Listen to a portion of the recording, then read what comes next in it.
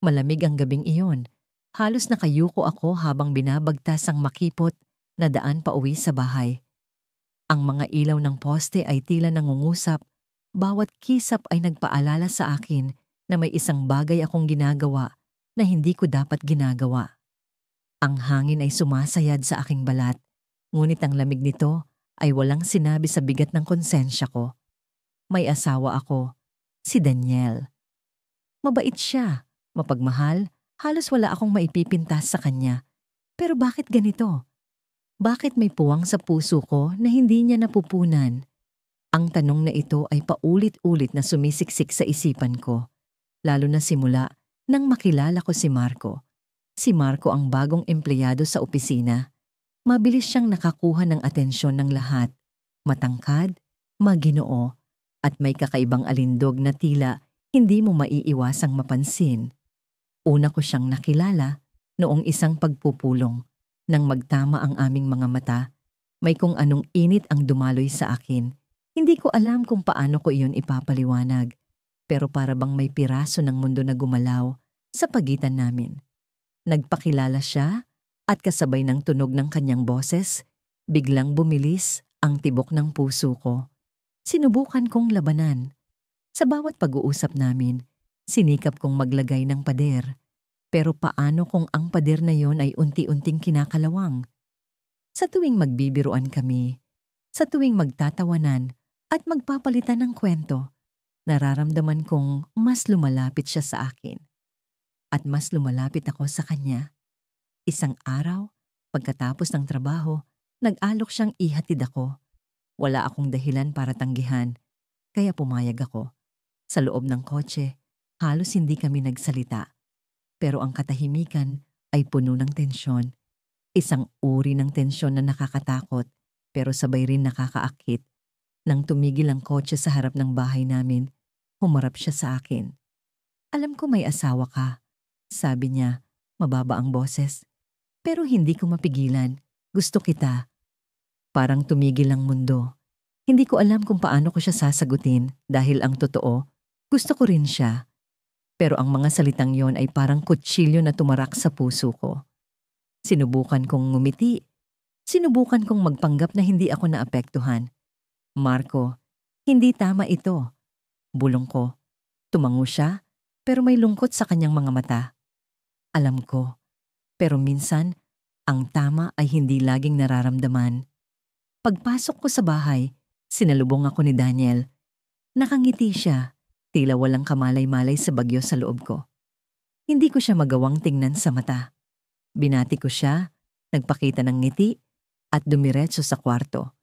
Sa likod ng saradong pintuan, doon ko lang naramdaman ang bigat ng lahat. Ang bigat ng pagmamahal na hindi ko dapat nararamdaman para sa isang lalaking hindi ko asawa. Sa mga sumunod na linggo, sinubukan kong umiwas kay Marco.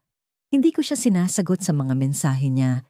Hindi ko siya kinakausap sa opisina maliban kung kinakailangan. Pero ang bawat pag-iwas ay parang pagsubok sa sarili ko.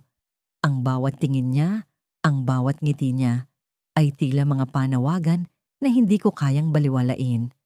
Hanggang isang gabi, nagulat ako nang makita ko siya sa labas ng opisina. Naghihintay siya, nakasandal sa kanyang kotse. "Alam kong mali ito, pero hindi ko kayang hindi makita ka," sabi niya. "Marco, tama na." Pakiusap ko, pero hindi ko siya kayang talikuran. Sa halip, sumakay ako sa kotse niya. Sa loob, nakatingin lang kami sa isa't isa. Walang salita. Pero ang katahimikan ay puno ng damdamin na hindi ko maipaliwanag. Nagmaneho siya at natagpuan namin ang sarili namin sa isang maliit na restaurant sa labas ng lungsod. Doon kami nag-usap, hindi bilang mga kasamahan sa trabaho, hindi bilang mga taong alam ang tama at mali, kundi bilang dalawang nilalang na nadala ng damdamin.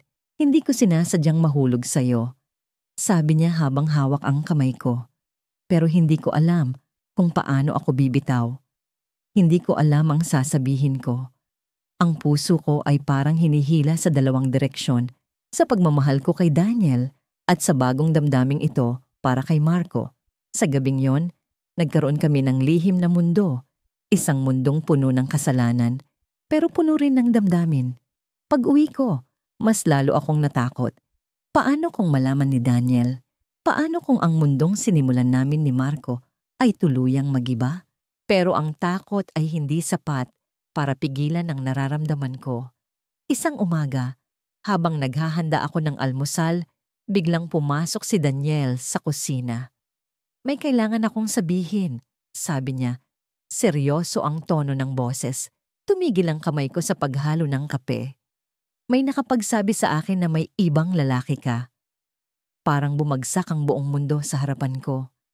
Para akong naglalakad sa gilid ng bangin. Hindi ko alam kung paano ako napunta sa sitwasyong ito. Pero bawat hakbang ay parang nagpapaalala na isang maling galaw lang, babagsak na ako. Si Leo, ang lalaking binabalik-balikan ng isip ko, ang dahilan. Oo, may asawa ako. Si Ramon, ang lalaking minahal ko noon, ang lalaking pinangako kong mamahalin habang buhay. Ngunit narito ako ngayon, nakatayo sa gitna ng dalawang mundo.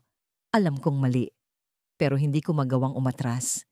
Nagsimula ang lahat nang dumating si Leo sa opisina. Isa siyang bagong empleyado, tahimik pero may kakaibang presensya. Hindi ko maipaliwanag kung bakit, pero may kung anong puwersa sa kanyang pagkatao na humila sa akin palapit. May mga araw na nahuhuli kong tinititigan niya ako mula sa kabilang desk at sa halip na magalit o umiwas, naramdaman ko ang init sa pisngi ko.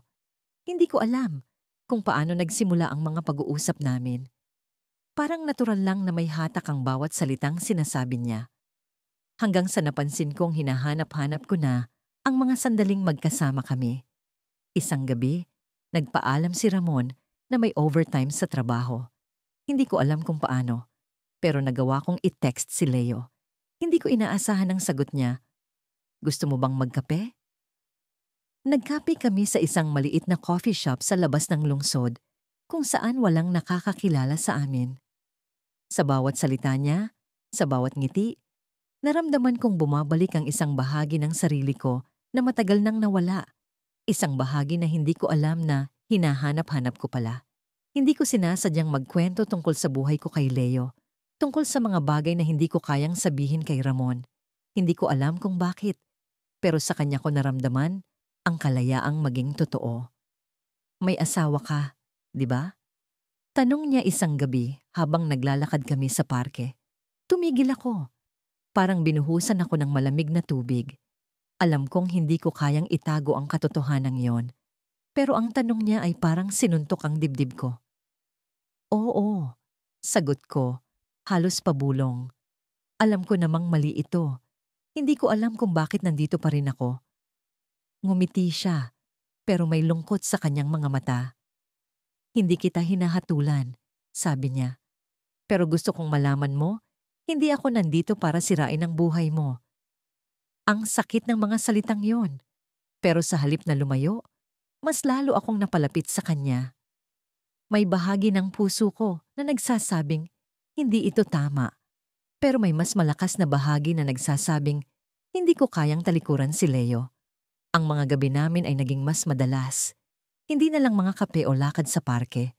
Minsan, nag-aabot kami ng mga lihim na tingin sa opisina, mga hawak ng kamay na mabilis, pero masakit na masarap, mga yakap na tila nagpapakawala ng lahat ng tensyon sa mundo.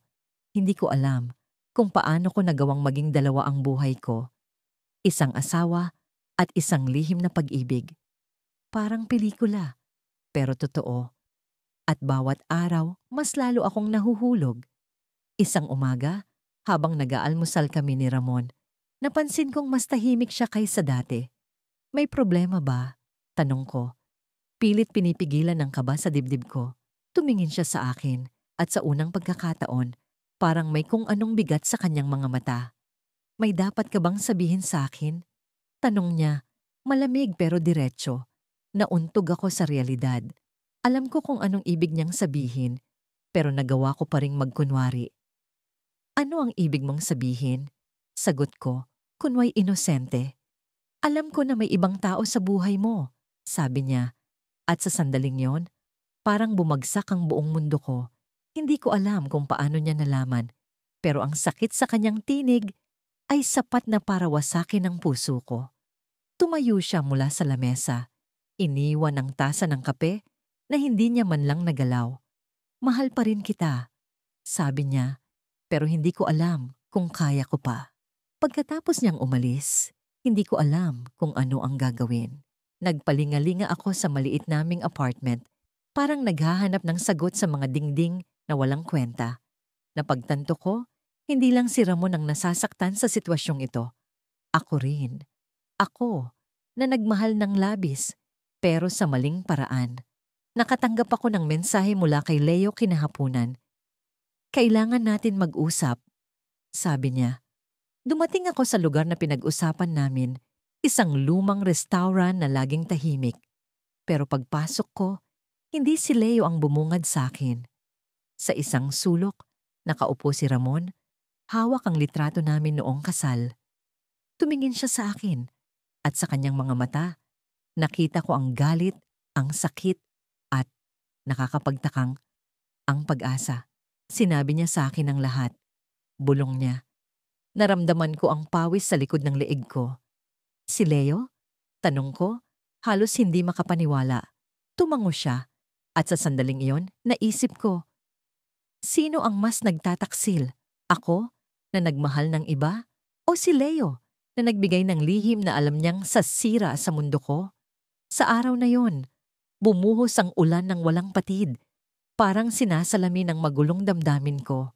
Nakaupo ako sa loob ng isang maliit na kapehan sa kanto.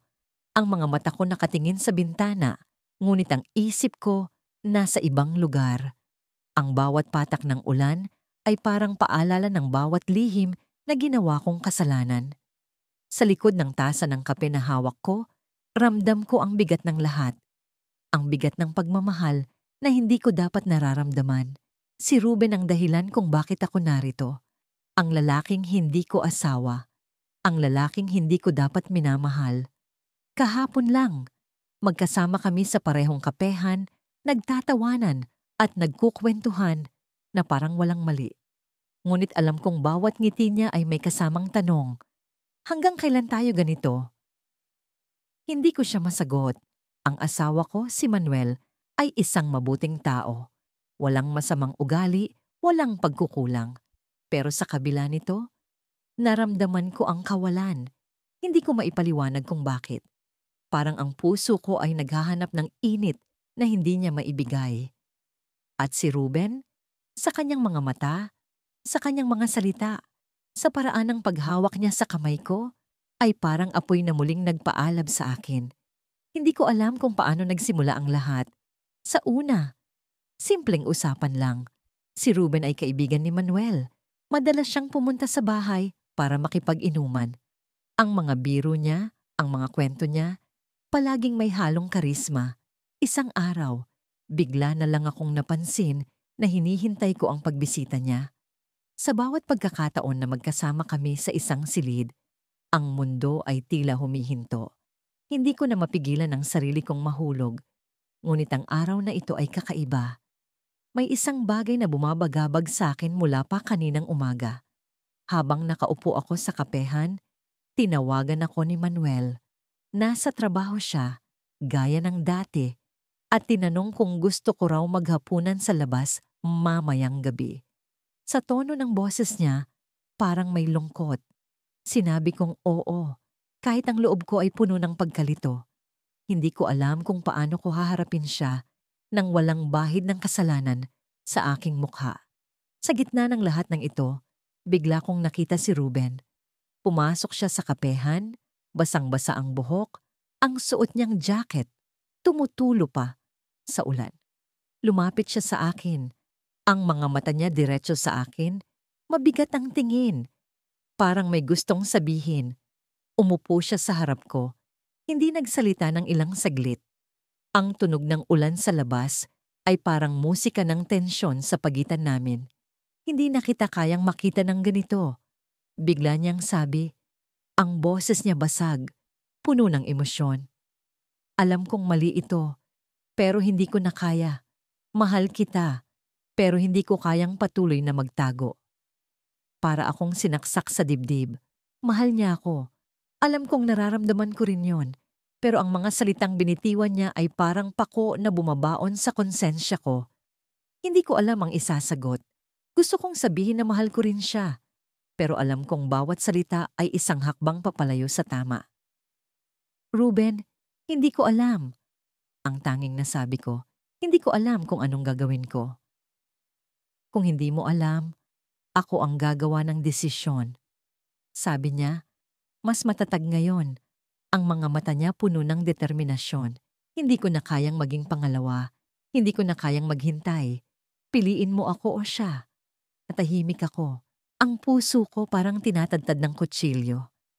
Sa pagitan ng dalawang lalaking mahal ko, paano ako pipili? Alam kong may tama. Pero ang tama ay parang napakalayo sa nararamdaman ko. Tumayo si Ruben. Parang sinasabi ng kilos niya na ito na ang huling pagkakataon. Tumingin siya sa akin ng matagal. Ang mga mata niya puno ng sakit. Hindi kita pwedeng pilitin. Pero tandaan mo, ang bawat desisyon mo ay may kapalit. Hindi kita hihintayin habang buhay. Pag-alis niya, nanatili akong nakaupo, na parang nakapako sa lugar. Ang mundo sa labas ay patuloy na umikot, pero ang mundo ko ay parang natigil. Ang puso ko ay umaandar ng mabilis, parang pinipigilan ng takot. Sa sandaling iyon, naisip ko si Manuel, ang lalaking nagbigay sa akin ng lahat, pero hindi ko kayang suklian ng buo. At si Ruben, ang lalaking nagbigay sa akin ng init na matagal ko nang hinahanap. Pag-uwi ko sa bahay, tahimik ang paligid.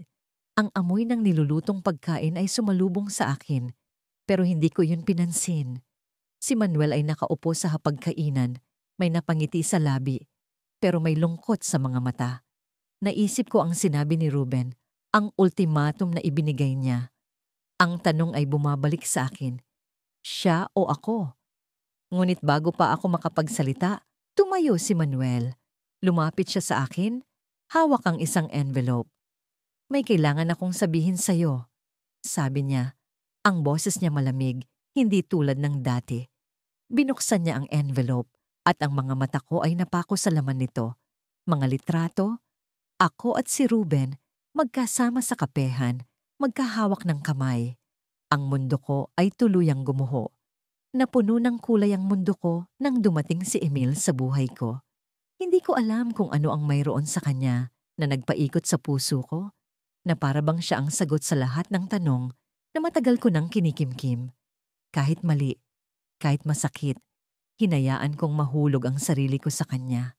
Sa bawat pag-uusap namin, sa bawat lihim ng ngiti, sa bawat sulyap na puno ng pangako, unti-unting bumuo kami ng mundo na para sa amin lang. Ngunit ang mundo kong iyon ay pinamumugaran ng kasalanan, isang masalimuot na gulo na ako rin ang gumawa. Si Emil ay hindi lang basta iba. Siya ang kabaligtaran ni Leo, ang asawa ko. Si Leo ay tahimik, seryoso at palaging nakatuon sa trabaho. Walang oras, walang lambing, walang init. Sa tuwing titingnan niya ako, parang hindi na ako ang babaeng minahal niya noon. Parang isa na lang akong parte ng buhay niya na kailangang nandyan. Hindi dahil mahal, kundi dahil obligasyon. Ngunit si Emil, siya ang tipo ng lalaking kahit isang tingin lang ay kaya kang paluhurin. May tapang sa kanyang mga mata, may ngiti na laging nag-aanyaya, at higit sa lahat, may oras siya para sa akin. Sa unang pagkakataon, naramdaman kong muli kung paano maging mahalaga. Nagsimula ang lahat sa isang simpleng kape. Kape na akala ko'y walang kahulugan, ngunit yun pala ang simula ng lahat. Nakipagkita kami ni Emil sa isang maliit na kafe sa gilid ng lungsod kung saan walang nakakakilala sa akin. Ang bawat pag-uusap namin ay puno ng katotohanan. Mga katotohanang hindi ko masabi kay Leo. Sa kanya ko sinabi ang mga hinanakit ko, ang mga pangarap kong matagal nang nabaliwala. Sa loob ng isang oras, naramdaman ko ang koneksyon na matagal ko nang hinahanap. Hindi ko alam kung anong mahika ang meron si Emil, pero sa sandaling iyon, siya ang naging takbuhan ko. Hindi ko inasahan ang magiging takbo ng mga bagay. Isang gabi, habang si Leo ay nasa opisina, Nagpaalam akong makikipagkita sa isang kaibigan. Sa halip, sinundo ako ni Emil sa labas ng bahay. Sa kotse niya, naramdaman ko ang adrenaline na hindi ko pa nararanasan. Ang bawat kalsadang dinadaanan namin ay parang isang hakbang palayo sa buhay na kilala ko. Sa gabing iyon, hindi lang kape ang pinagsaluhan namin. Sa gabing iyon, hinayaan kong mahulog ang sarili ko sa bisig niya. Sa isang bisig na hindi dapat akin. Ngunit ang bawat sandali ng ligaya ay may katumbas na bigat. Sa tuwing umuuwi ako kay Leo, nararamdaman ko ang pagbitak ng konsensya ko. Ang mga mata niya, bagamat malamlam, ay may tanong. Isang tanong na hindi niya masabi. Alam kong nararamdaman niya ang pagbabago. Hindi ko magawang tingnan siya ng diretsyo. Ang bawat haplos niya ay parang apoy na nagbabaga sa balat ko, nagpapaalala ng kasalanang hindi ko kayang aminin. Isang araw, habang nasa opisina si Leo, napansin kong naiwan niya ang cellphone niya sa mesa. Wala akong balak buksan yon, pero tila may kung anong puwersang nagtulak sa akin. Nang buksan ko ang kanyang inbox, nakita ko ang mensahe mula sa isang numerong hindi ko kilala. Mamaya, same place. Tanong ng mensahe. Tumigil ang mundo ko. Napatingin ako sa paligid na para bang may makakakita sa akin. Hindi ko alam kung anong ibig sabihin ng mensaheng yon. Ngunit sa puso ko, may lumalangoy na hinala. Hindi ko alam kung paano ko kinaya ang gabing iyon. Si Leo ay dumating, na parang normal lang ang lahat. Wala siyang bahid ng pagkabalisa, walang bakas ng kasalanan. Ngunit ako, hindi mapakali. Sa isip ko, paulit-ulit na bumabalik ang mensahe. Hindi ko alam kung tama bang magtanong. Hindi ko alam kung kaya kong marinig ang sagot. Kinabukasan, habang si Leo ay nagbibihis para sa trabaho, nagtanong ako, sino si same place? Halos nabingi ako sa katahimikan pagkatapos ng tanong ko. Humarap siya sa akin. Kita sa mukha niya ang gulat. Pero bago pa siya makasagot, biglang tumunog ang cellphone niya. Parehong numero ang tumatawag. Tumigil ako sa paghinga. Kinuha niya ang cellphone at tumingin sa akin. Hindi siya nagsalita. Hindi rin siya sumagot sa tawag. Sa halip, lumapit siya sa akin. Anong gusto mong sabihin? Tanong niya. Pero ang tono ng boses niya ay malamig, puno ng duda. Hindi ko kinaya ang titig niya. Tumalikod ako. Sa mga sandaling yon, parang nagbukas ang mata ko sa bagay na matagal ko nang ipinagkibit balikat. Hindi lang ako ang may itinatago. Ngunit ang tanong, sino ang unang aamin? Sino ang unang sasabog? Ang puso ko'y tila binabalot ng dalawang apoy. Isa mula sa kasalanan ko at isa mula sa misteryong bumabalot kay Leo. Nang umalis siya para sa trabaho, hindi ko alam kung saan ko dadalhin ang sarili ko. Tumawag si Emil, nag-aayang magkita. Pero nang tinitingnan ko ang telepono, hindi ko magawang sagutin. Sa halip, nagsimula akong maglakad. Walang direksyon, walang plano. Hanggang sa makarating ako sa isang lugar na hindi ko inaasahan. Isang motel. Ngunit hindi para kay Emil. Sa parking lot, nakita ko ang kotse ni Leo. Tumigil ang paghinga ko. Lumulubog na ang araw at ang kalangitan ay nagkulay kahel na may bahid ng pula, tulad ng mga damdaming bumabagabag sa akin. Nakatayo ako sa terrace ng isang maliit na hotel na nasa gilid ng dalampasigan. Hawak ang isang baso ng malamig na alak. Ramdam ko ang bawat patak ng pawis na dumadaloy sa aking likod, hindi dahil sa init ng panahon, kundi dahil sa bigat ng mga desisyon na unti-unting bumabalot sa aking pagkatao. Si Adrian, ang lalaking naging dahilan ng aking pagtakas sa mundong matagal ko nang kinamulatan. Hindi ko mapigilang tanungin ang sarili kung paano ako umabot sa puntong ito. Ang bawat ngiti niya, ang bawat haplos ng kanyang kamay, ang bawat salitang binibigkas niya, lahat ng yon ay tila sinadyang sirain ng mga pader na itinayo ko para protektahan ang sarili ko. Ang pader na itinayo ko para sa aking asawa, para sa aming buhay na pinagsamahan. Pero narito ako ngayon kasama si Adrian. Kanina, naglakad kami sa dalampasigan. Ang mga yapak namin ay nag-iwan ng bakas sa buhangin, tulad ng mga lihim na iniwan namin sa aming puso. Tumawa siya ng tapat. Hinawakan niya ang aking kamay at sa bawat sandaling iyon, nakalimutan ko ang lahat. Ang mga pangako, ang mga kasinungalingan, ang mga taong masasaktan. Masaya ka ba? Tanong niya habang nakatingin sa akin. Ang kanyang mga mata ay tila nagsusumamo, naghahanap ng kasagutan na hindi ko kayang ibigay. Oo, sagot ko, pero parang nagtataksil ang sarili kong boses. Masaya nga ba ako? O natatakot lang ako na harapin ang katotohanan na ang kaligayahang ito ay may kapalit? Ang pagkawasak ng isang mundong matagal kong itinayo kasama ng aking asawa? Sa bawat galaw ni Adrian, ramdam ko ang init ng kanyang presensya. Nang magdikit ang aming mga balikat habang nakaupo kami sa gilid ng dalampasigan, naramdaman ko ang tibok ng puso ko na tila nagbabanta na sumabog. Hindi ko alam kung paano ko maitatago ang nararamdaman ko sa kanya. Ngunit mas hindi ko alam kung paano ko maitatago ang lahat ng ito sa asawa ko. Bumalik kami sa hotel at habang nag-aayos siya ng aming hapunan, tumingin ako sa salamin. Sino ba talaga ang babaeng nasa harap ko? Isang taksil. Isang babaeng nagmahal ng higit sa isa. Isang babaeng naliligaw sa gitna ng dalawang daigdig na parehong mahalaga sa kanya. Halika na, kain tayo. Tawag ni Adrian mula sa dining area. Lumapit ako, ngumiti, at umupo sa harapan niya. Napansin ko ang kanyang mga mata na tila hindi nawawala ang pagtingin sa akin. Para bang sinusuri niya ang bawat bahagi ng aking pagkatao. Sinusubukang intindihin ng lahat ng nasa loob ng puso ko. Hindi ko alam kung paano ko nagawa iyon, pero hinawakan ko ang kanyang kamay. Mas matagal kaysa sa nararapat. At sa sandaling iyon, alam kong hindi na ako makakalayo. Hindi ko na kaya. Ang damdaming ito ay mas malakas kaysa sa lahat ng takot ko. Kung ito ang tawag ng puso, bakit parang kasalanan ang bawat pintig nito? Biglang tumunog ang cellphone ko. Naputo lang sandaling iyon. Kinuha ko ang telepono mula sa bag ko at nakita ko ang pangalan ng aking asawa sa screen.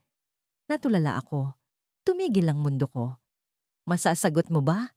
Tanong ni Adrian, bahagyang nag-aalangan. Hindi ko siya masagot. Tumayo ako, lumabas ng kwarto at nagpunta sa hallway. Pinindot ko ang sagot. Hello, mahina kong sabi. Babe, nasan ka? Tanong ng asawa ko. Ang boses niya puno ng pag-aalala. Kanina pa kitang tinatawagan. Parang tinamaan ako ng kidlat. Hindi ko alam kung paano ko sasabihin ang totoo. Hindi ko kaya. Hindi ko kayang sabihin na nasa piling ako ng ibang lalaki. Naglakad-lakad lang ako. Pasensya na, hindi ko napansin ang tawag mo. Sagot ko, pilit na pinapanatili ang normal na tono ng boses. Babe, okay ka ba?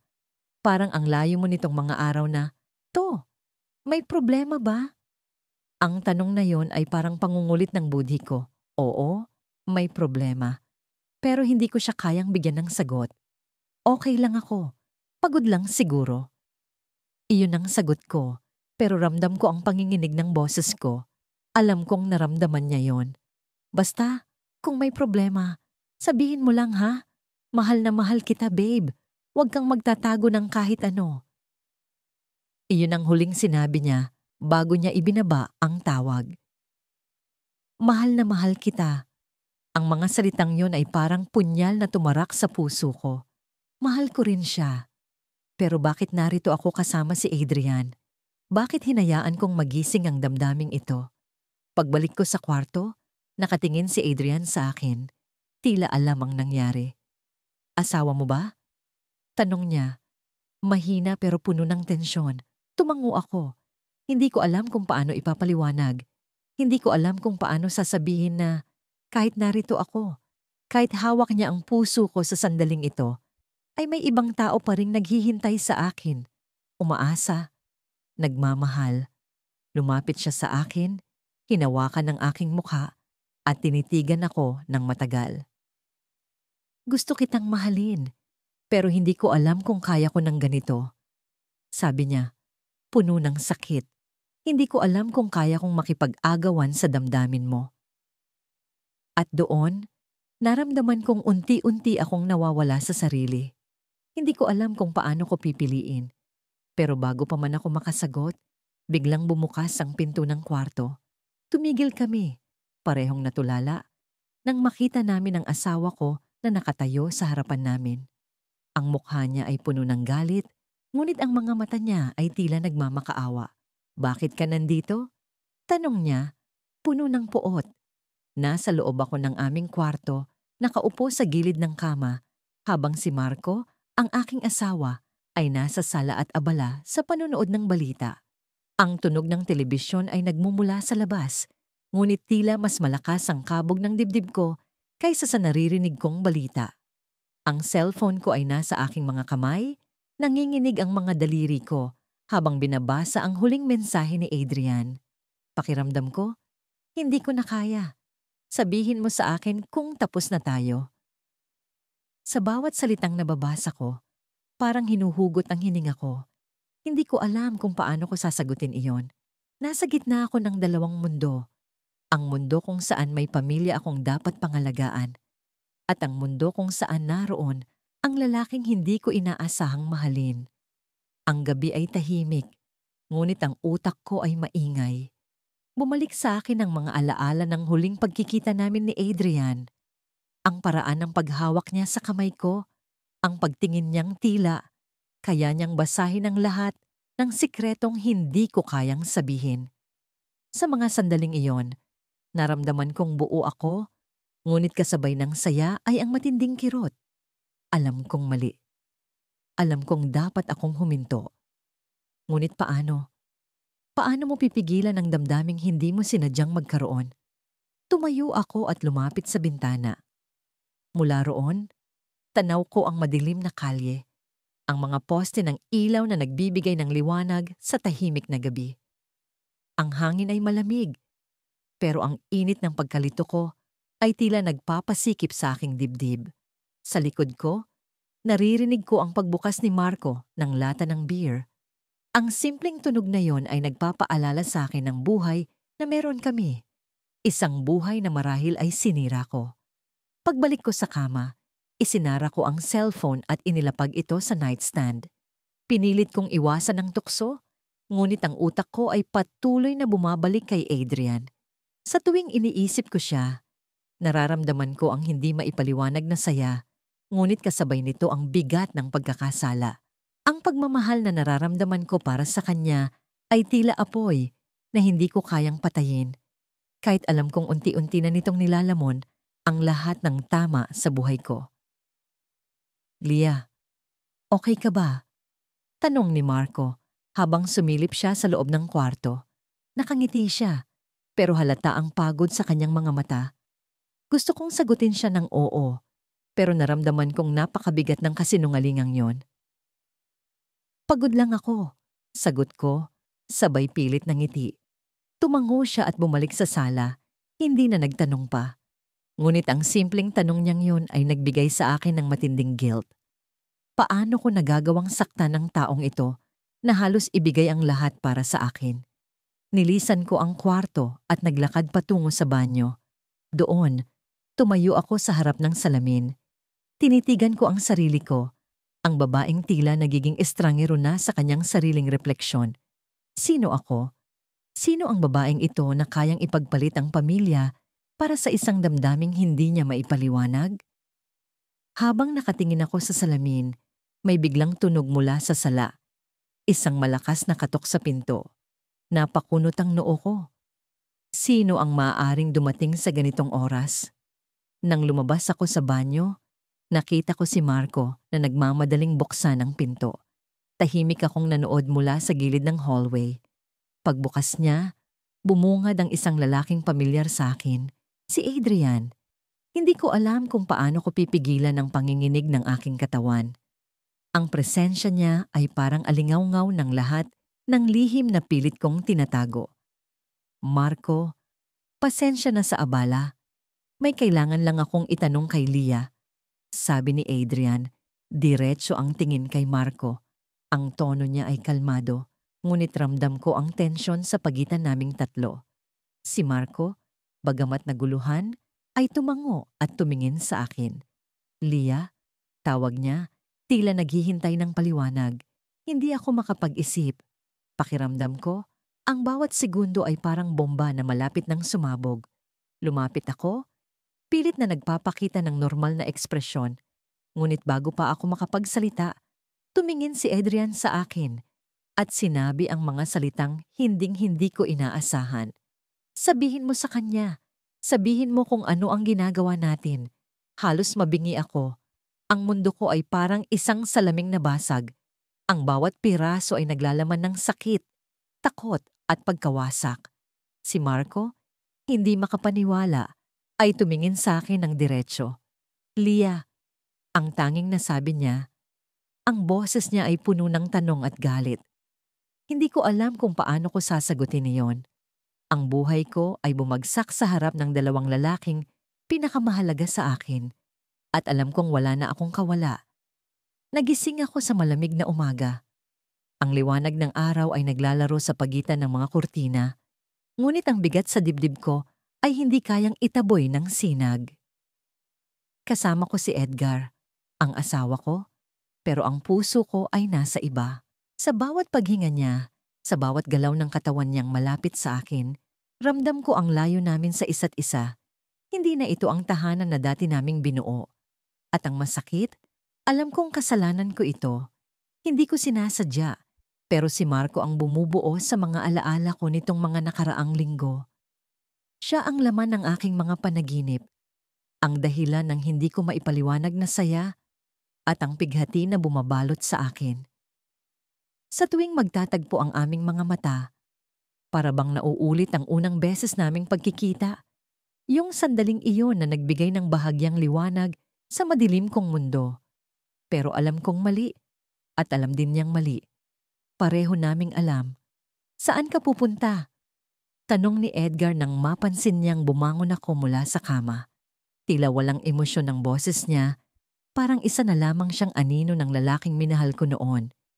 Hindi ko alam kung napapansin niya ang pagbabago sa akin, pero hindi ko rin siya masisisi kung hindi. Ako ang may lihim. Ako ang may kasalanan. Magluluto ng almusal. Sagot ko, habang pilit kong pinapakalma ang sarili. Ngunit sa totoo lang, hindi ko kaya ang presensya niya sa sandaling iyon. Parang hinahabol ako ng sariling konsensya, tinutulak na aminin ang katotohanan. Pero paano ko gagawin iyon? Paano ko sasabihin sa lalaking tumayo sa tabi ko, naglalakad ako sa ilalim ng malamlam na ilaw ng poste? Ang malamig na hangin ay parang pahiwatig ng kasalanang hindi ko maamin kahit kanino. Nasa harapan ko ang pintuan ng bahay namin, isang lugar na dati kanlungan ng pagmamahal. Ngunit ngayon ay mistulang hawla ng pagsisisi. Ang mga yapak ko sa sementadong daan ay mabibigat. Tila bawat hakbang ay isang paalala ng pagkakamali. Kanina lang, nasa piling ako ni Adrian, ang lalaking hindi ko dapat mahalin. Pagbukas ko ng pinto, sumalubong sa akin ang tahimik na sala. Ang liwanag mula sa maliit na lampara sa gilid ay sapat lang upang makita ang mga larawan namin ni Marco, ang asawa ko, na nakasabit sa dingding. Nakatingin ako sa mga larawan, pero ang puso ko ay nasa ibang lugar. Sa piling ni Adrian, parang ibang tao ako, mas malaya, mas buhay. Pero ngayong nasa bahay ako, bumabalik lahat ng bigat, ang realidad na hindi ko maiiwasan. Naroon si Marco, nakaupo sa sofa, hawak ang isang tasa ng kape. Hindi ko alam kung narinig niya ang pagpasok ko, kaya't dahan-dahan akong lumapit. Hindi siya tumingala, ngunit ramdam ko ang tensyon sa paligid. Ang tagal mo, sambit niya. Malamig ang tono, pero may bahid ng pasensya. Hindi ko alam kung paano ako sasagot. Dapat ba akong magpaliwanag? Pero anong paliwanag ang pwede kong ibigay? Hindi ko pwedeng sabihin na naligaw ako sa yakap ng ibang lalaki. Hindi ko pwedeng aminin na ang puso ko ay tumibok para sa iba. May inasikaso lang ako. Sagot ko, pilit na pinatatag ang boses ko. Nararamdaman ko ang kaba sa dibdib ko, ang takot, na baka makahalata siya. Tumayo siya mula sa sofa at tumingin sa akin. Ang mga mata niyang dati puno ng pagmamahal, ngayon ay tila malamlam na. Parang may hinahanap na sagot. Hindi ko alam kung nasan na ang Marco na kilala ko noon. Ang Marco na palaging nagbibigay ng ngiti. Ang Marco na handang gawin ang lahat para sa akin. O baka ako ang nagbago. Baka ako ang lumayo. Alam mo, minsan pakiramdam ko, hindi na kita kilala. Sambit niya. Mabigat ang bawat salita. Parang may dingding sa pagitan natin. Gusto kong sabihin na mali siya, pero paano ko magagawa yon kung totoo ang sinasabi niya? Paano ko maitatanggi ang dingding na ako mismo ang nagtayo? Ang dingding na naglalaman ng lihim kong pagmamahal kay Adrian. Pinilit kong ngumiti, ngunit alam kong halata ang pagkukunwari. Naglakad ako papunta sa kusina, kunwari naghanap ng tubig. Habang hawak ko ang baso, naramdaman ko ang init sa pisngi ko, mga luha na pilit kong pinipigilan. Hindi ko pwedeng ipakita kay Marco na may nangyayari sa akin. Hindi ko pwedeng ipakita na mayroon akong pinoprotektahan. Pagbalik ko sa sala, naabutan ko siyang nakatingin sa cellphone niya. Hindi ko alam kung bakit, pero bigla akong kinabahan. Sa loob ng isang kisap mata, pumasok sa isip ko ang posibilidad na baka alam na niya. Baka may nabasa siya, may natuklasan.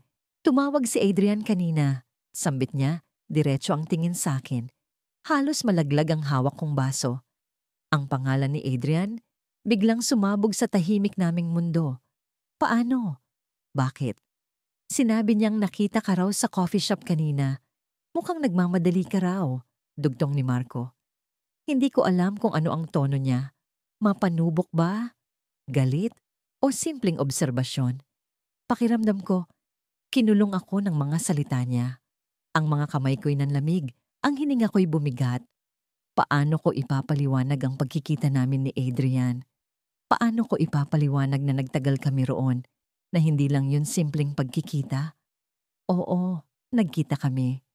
May kailangan lang kaming pag-usapan tungkol sa trabaho? Sagot ko. Pilit na pinapakalma ang sarili.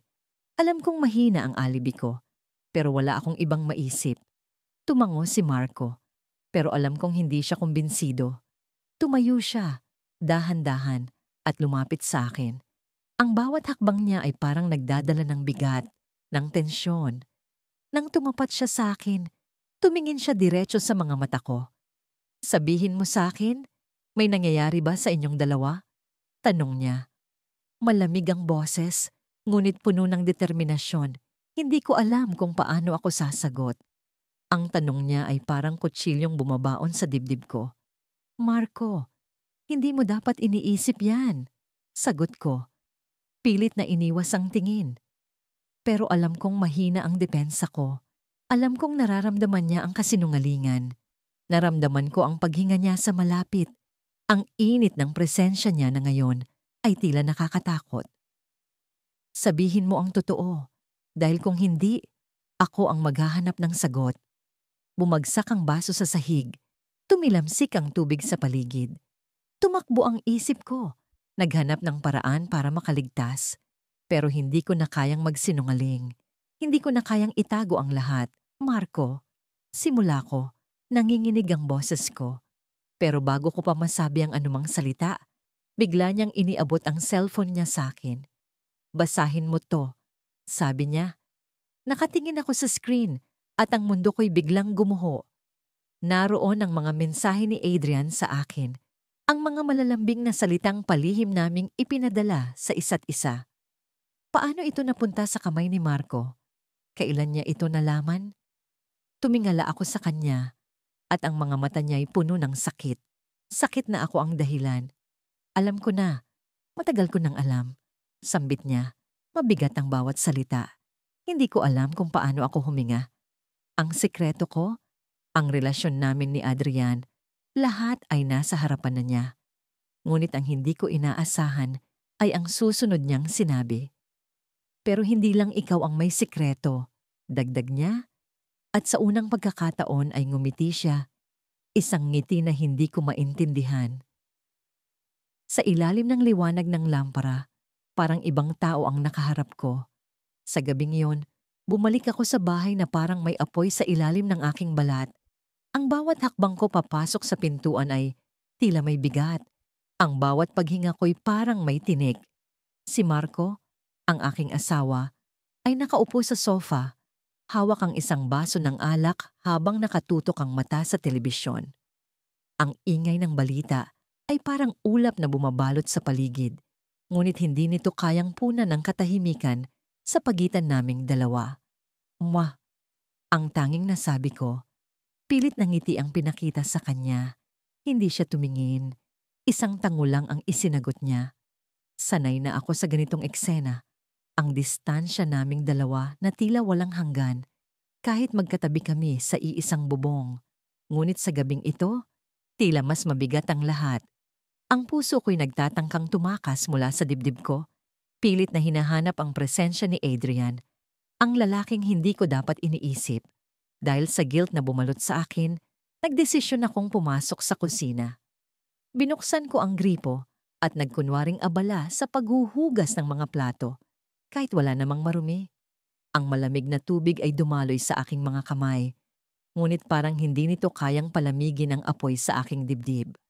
Ang mga imahe ni Adrian ay bumalik. Ang paraan ng pagtitig niya sa akin, ang init ng kanyang mga salita, ang paghawak niya sa aking kamay, na tila sinasabi niyang hindi niya ako kayang bitawan. Ano ba itong ginagawa ko? Bakit ako nasasaktan para sa isang bagay na alam kong mali? Narinig ko ang mga yabag ni Marco papunta sa kusina. Tumayo siya sa likuran ko at naramdaman ko ang bigat ng kanyang presensya. Kumusta ang araw mo? Tanong niya, na may bahid ng kawalang interes sa kanyang tinig. Okay lang, sagot ko, hindi tumingin sa kanya. Ang mga mata ko'y nakatuon sa tubig na dumadaloy sa lababo, ngunit parang nakikita ko ang refleksyon ni Adrian sa likuran ng aking isip. Ikaw? Ganun din, sagot niya, at pagkatapos ay tumalikod na, bumalik sa sofa. Walang halik, walang yakap, walang kahit ano. Parang dalawang estranghero na lang kami sa iisang bahay. Ang puso ko'y lalong napuno ng galit, hindi ko alam kung para sa kanya o para sa sarili ko. Kung mahal niya ako, bakit ganito? Kung mahal ko siya, bakit si Adrian ang iniisip ko? Hindi ko na kaya. Kailangan kong lumabas. Kinuha ko ang aking telepono at bag at sinabi kay Marco na bibili lang ako ng ilang bagay sa tindahan. Hindi siya tumutol, hindi rin nagtanong. Parang wala na siyang pakialam. Sa halip na dumiretso sa tindahan, nagmaneho ako papunta sa isang lugar na pamilyar, ngunit hindi ko dapat pinupuntahan. Ang mga ilaw ng kalsada ay nagmistulang mga multo na nagmamasid habang tinatahak ko ang daan papunta kay Adrian.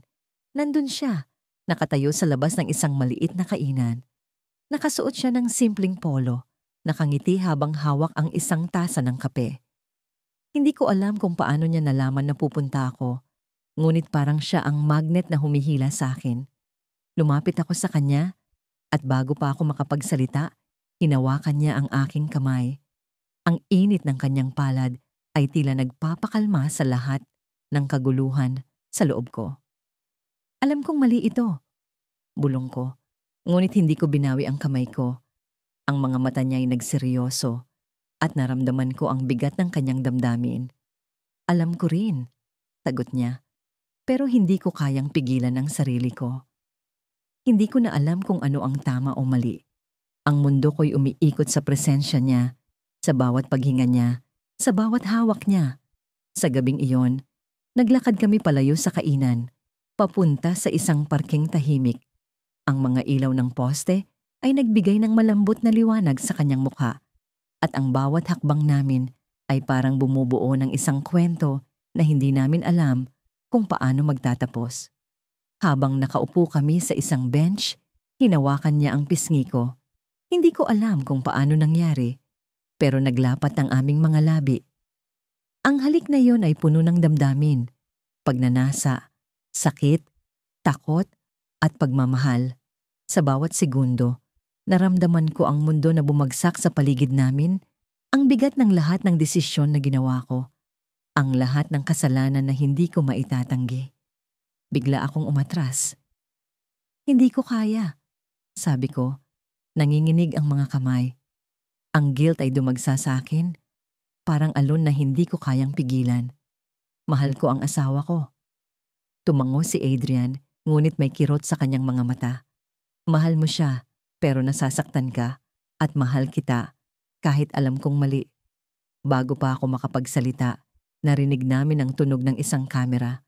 Bumalik ang tingin ko, at nakita ko ang isang lalaking nakasuot ng itim, hawak ang cellphone na nakatutok sa amin.